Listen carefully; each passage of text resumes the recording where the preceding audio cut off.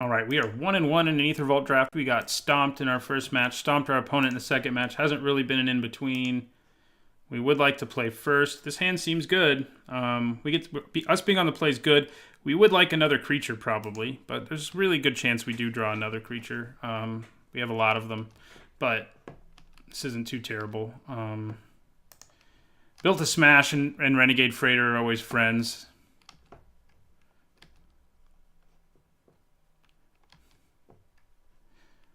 Don't hate a land either because it means we can play our Freighter next turn, but we'll play our Specialist now. And end our turn.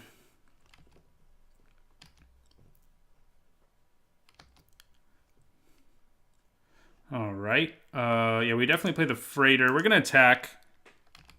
Impeccable timing or something's a possibility. But it doesn't look like it's happening. We'll get in for our 2. And we will play our Freighter. Then our Osprey can crew it, so that is good.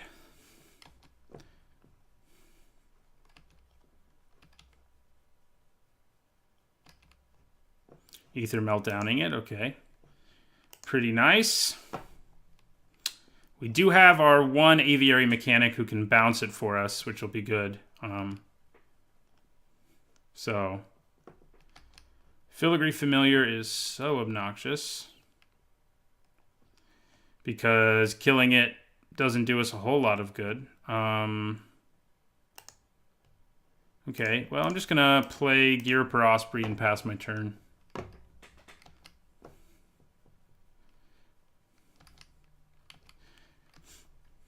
I could have attacked with my Specialist and used Built to Smash, but that just feels so bad.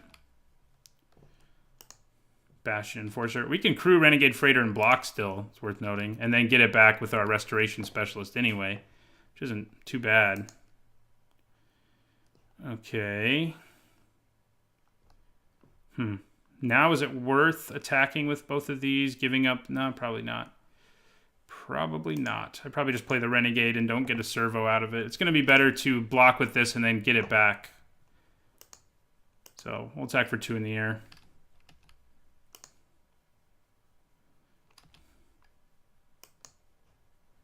We will play Countless Gears Renegade. And we'll end our turn.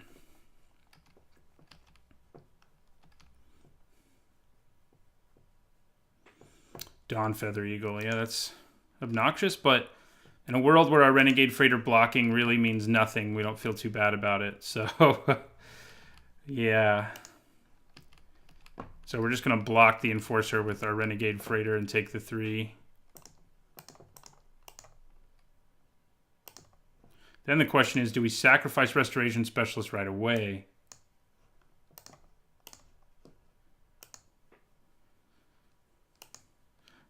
I don't know if I want to, actually, because I'm just going to be playing Chandra's Revolution this turn on the Dawn Feather Eagle anyway, so...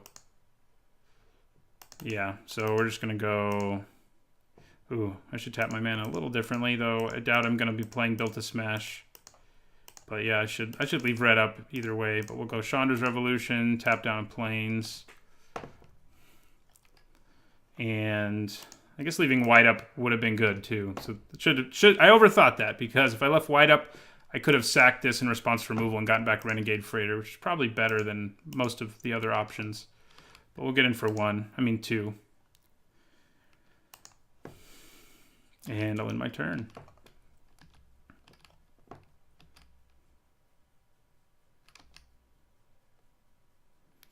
Okay, I'm going to trade my Renegade for the 3/2.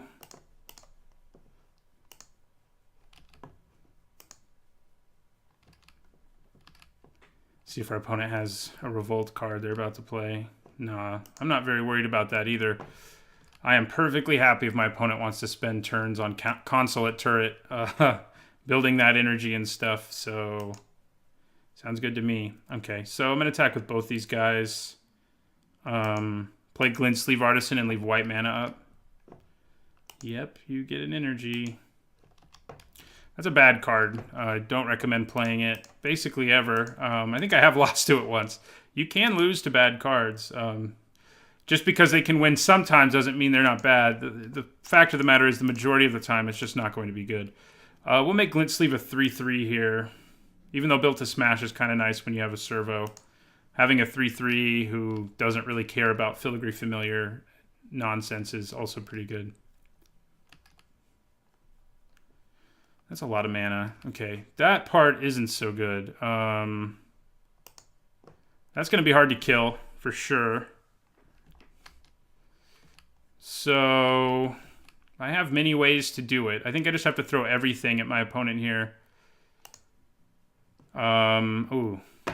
Yeah, so 3, 5, 7. So if my opponent doesn't block here, we just get in for lethal. I mean, chances are he blocks my Specialist at least, but that is enticing. Chandra's Revolution. I mean, if he blocks either of these with the Aether Squall Ancient, Chandra's Revolution can kill it.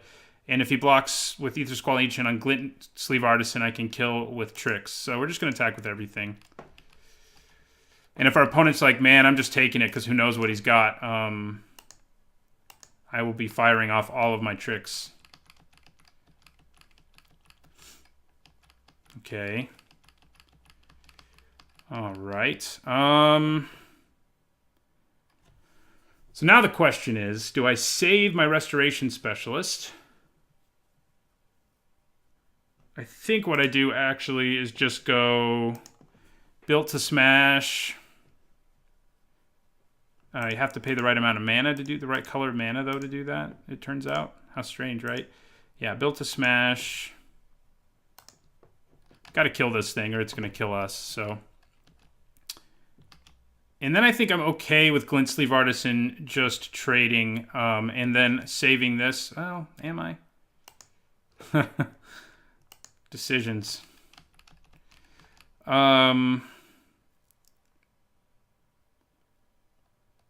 Yeah, I could also just sack it, get back. Yeah, that seems reasonable. Doesn't seem that reasonable. I guess to say I can sack it and get back Renegade Freighter, but then I only have one creature who can crew it anyway. So I think I want to save one of these creatures if I can. And I think I'd rather save Glint Sleeve Artisan. I can still sack this, and I think I will now. I think I sacrifice this before combat damage, get back Renegade Freighter, cast Renegade Freighter, and I'm in much better shape because I'll have 3 creatures alive, so. Also keeps my opponent from drawing the card they're going to draw off of that, so. All right. That was a large Glint Sleeve Artisan. Oh, actually, I don't have the mana to play Renegade Freighter now. I don't know what I was talking about. But I think that still works out for us on the whole. We still have a Chandra's Revolution if our opponent plays a threat we can actually kill.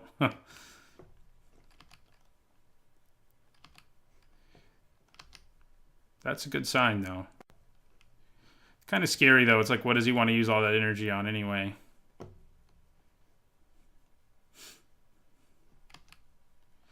Okay, yeah. Luckily, we have Chandra's Revolution here. So we're just going to use it. And tap down a Plains. We'll attack. He does get to draw that card that I don't really want him to draw, but he's also down a creature. And we still have a Renegade Freighter. So I think that's reasonable. Yep. Get in for 2.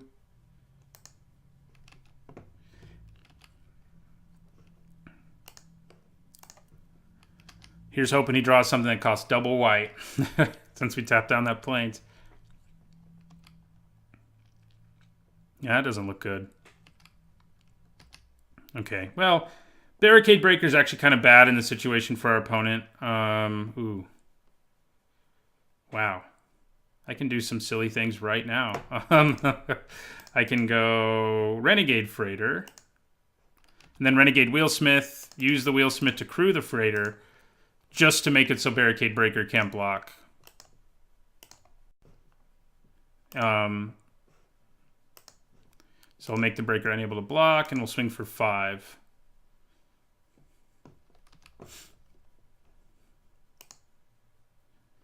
Renegade Freighter doesn't have haste, unfortunately.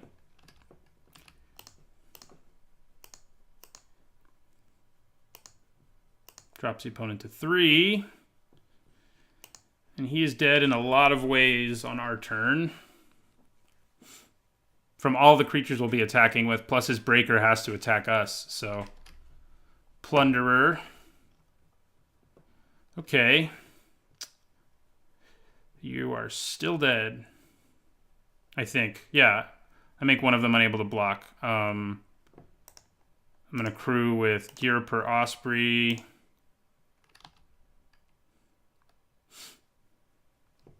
Yeah, all right. Game 1 is ours. So I'm not worried about Consulate Turret. Barricade Breaker, a little more worried about, but Fragmentize can't kill that anyway. Don't think we change anything.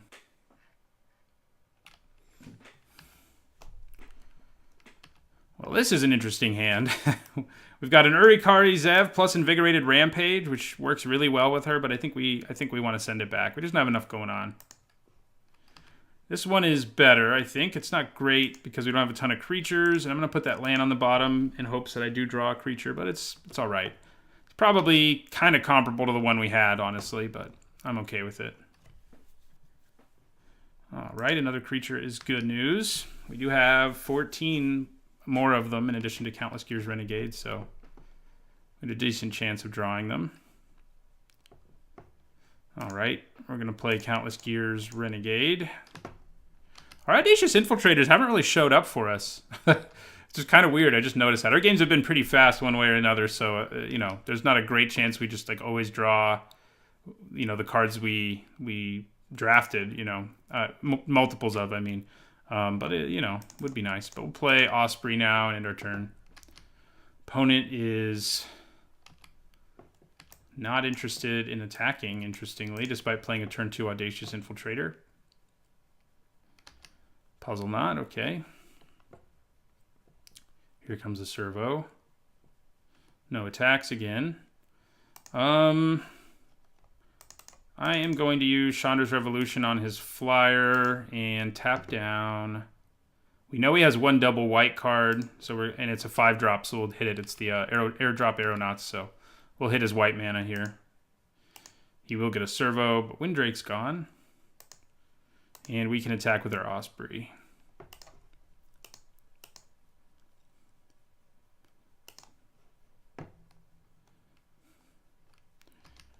And I'll end my turn. Definitely block servos if they attack. Don't block Audacious Infiltrator, though. The Infiltrator's not as good against us as he usually is. Okay, does our opponent have a trick? I say, let's see. Doesn't look like it, which I'm cool with. Yeah, so he's just trying to get in for one more damage there. We called the bluff. Ooh, Aether Chaser, very good against this board. We will attack with our Osprey again, bring our opponent back down to 18.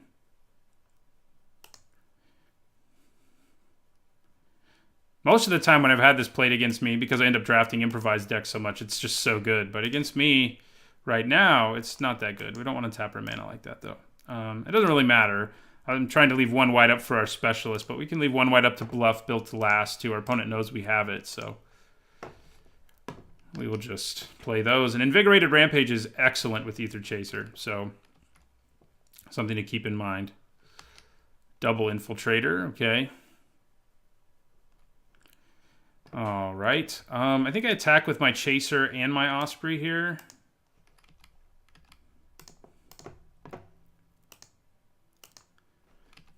And yes, we're going to make a servo.